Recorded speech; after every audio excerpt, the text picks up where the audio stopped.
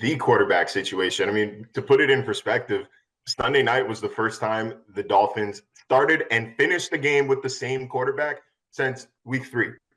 So that's, in a nutshell, that's what happened. You expect to see a decline in offensive efficiency when your quarterback is missing, but this has been, it was drastic without Tua. Those first 3 games of the year when he was healthy, number 1 in points per drive, number 2 in offensive EPA. Ever since, those numbers dipped to 28 and 26 respectively. So it fell off a cliff. Now, we saw some rust Sunday night. Tua, you could tell that his timing was off. We heard from Mike McDaniel saying that, our receivers are expecting the ball out of their break at a certain point to allow them to catch and run. That didn't necessarily happen after the first drive of the game.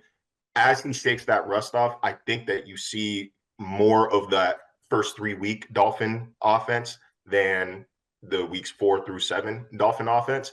But the critical component here is their defense. We saw them force 3 turnovers the other night against the Steelers. That was the first time forcing a turnover since week 3.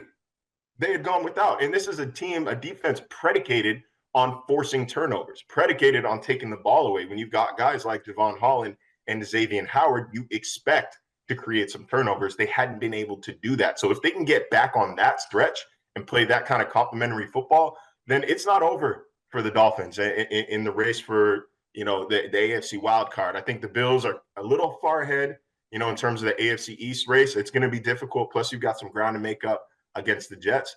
But their upcoming schedule, they've got the Lions this weekend. Then they're at the Bears. Then they've got the Browns, a bye week, and the Texans. Like, that is a favorable slate coming up to set them up for. I mean, you guys have been covering the league almost as long as I've been alive. You tell me if you've ever heard a stretch this difficult, man. They're December.